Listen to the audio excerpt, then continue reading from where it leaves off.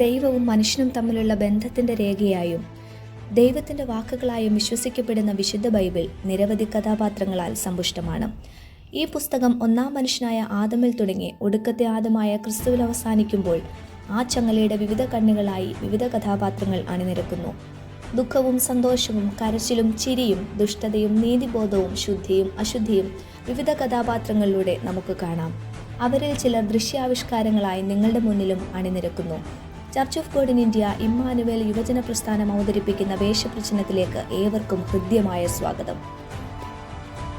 ആദ്യമായി ഇതാ നിങ്ങളുടെ മുന്നിലേക്ക് എത്തുന്നു ഒരു മോവാബുകാരി പെൺകുട്ടി. വിശ്വസ്തതയുടെയും സത്യസന്ധതയുടെയും പ്രതീകമായി വരുന്നു. എല്ലാവരാലും അന്യപ്പെട്ടവളെങ്കിലും ദൈവത്താൽ ചേർക്കപ്പെട്ടവൾ. മോവാബിന്റെ മോശമായ പാരമ്പര്യത്തിലുള്ളവരാണെങ്കിലും യേശുക്രിസ്തുവിന്റെ പൈതൃകതയിൽ വരാൻ ഭാഗ്യം സിദ്ധിച്ചവൾ. ഇതാ നമുക്ക് ലഭിച്ചിരിക്കുന്നു ആ സുവർണാവസരം.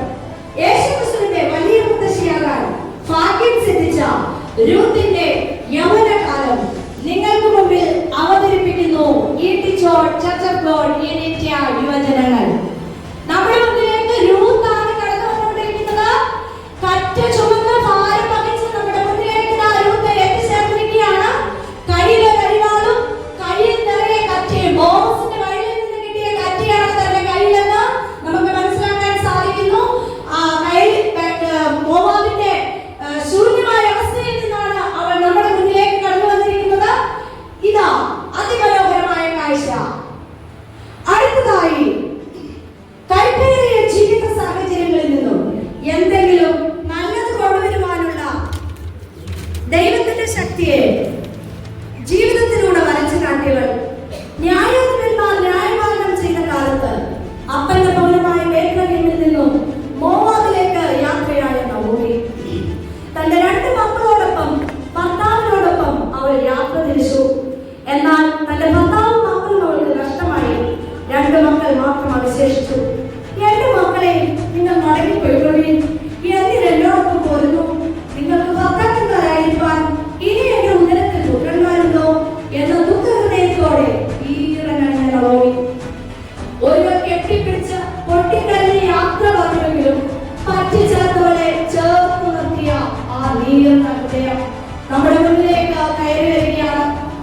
അമ്മായിയുടെയും മരുമകളും ഒന്നിക്കുന്ന അനുഗ്രഹീത വേദിയാണ് നമ്മൾ ഇപ്പോൾ കണ്ടുകൊണ്ടിരിക്കുന്നത്.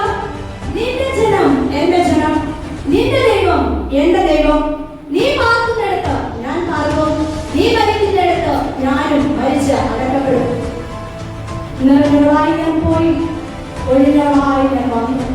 യഹോവ എനിക്ക് വിരോധമായിരിക്കുന്നു, സർവശക്തൻ എന്നെ ദുഃഖിപ്പിച്ചിരിക്കുന്നു. നിങ്ങൾ എന്നെ നവോമി എന്ന് വിളിക്കുന്നതെന്താ? ഇരുവരും പൊട്ടിക്കരഞ്ഞ ആ വേദിയിൽ നിന്ന് മാറുകയാണ്. മരുഭൂമിയിലെ ദൈവശബ്ദം, വെട്ടിക്കിളിയും കാട്ടുതേനും ഭക്ഷണമാക്കിയവർ, വേദപുസ്തകത്തിന്റെ ചങ്കുറപ്പുള്ളവർ, ചങ്കൂറ്റത്തോടെ സർവസന്തതിയെ എന്ന് വിളിച്ചവർ, താഴ്മയുടെ പ്രതീകം. ഇതാ ലോകത്തിന്റെ പാപത്തെ ചുമക്കുന്ന ദൈവത്തിന്റെ കുഞ്ഞാടെന്ന ലോകത്തെ പരിചയപ്പെടുത്തിയ യേശുവിന്റെ സമകാലീനൻ. ആരാണ് അയാൾ?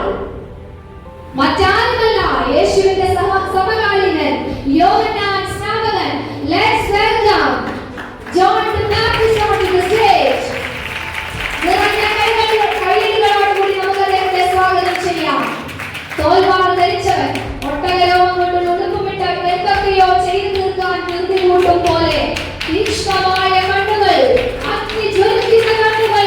കൈയടിയോടെ അദ്ദേഹത്തെ സ്വാഗതം ചെയ്യാം.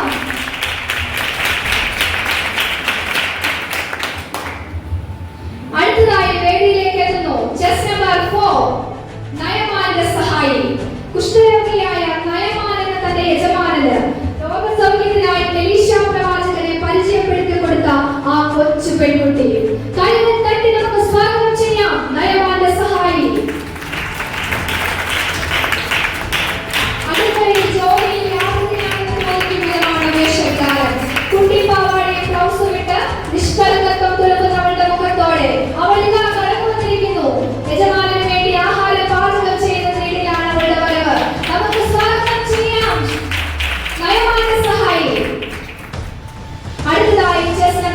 5. നീ യഹൂദനായിരിക്കെ ശമരിയക്കാരിയായ എന്നോട് കുടിപ്പാൻ ചോദിക്കുന്നത് എന്ത് എന്ന ചോദ്യവുമായി സുഖാർ എന്ന പട്ടണത്തിൽ യാക്കോബിന്റെ ഉറവുകൾക്കരികെ കാലിപ്പാത്രങ്ങളിൽ വെള്ളം നിറയ്ക്കാനെത്തിയ ശമരിയക്കാരി സ്ത്രീ. നമുക്ക് സ്വാഗതം ചെയ്യാം ശമരിയക്കാരി സ്ത്രീയെ.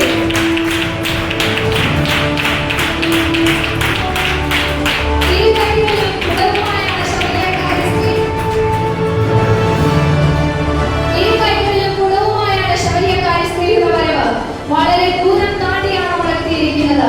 വിയർത്തൊലിച്ചവൾ കടന്നു വന്നിരിക്കുകയാണ് നിങ്ങളുടെ മുന്നിലേക്ക്. ശമരിയക്കാരി സ്ത്രീക്ക് കൊടുക്കാം കൈയടി. അടുത്തതായി ചെസ് നമ്പർ 6. വേദപുസ്തകത്തിലെ കവാട പുസ്തകമായ ഉൽപ്പത്തി പുസ്തകത്തിന്റെ ആദ്യ കഥാപാത്രങ്ങൾ.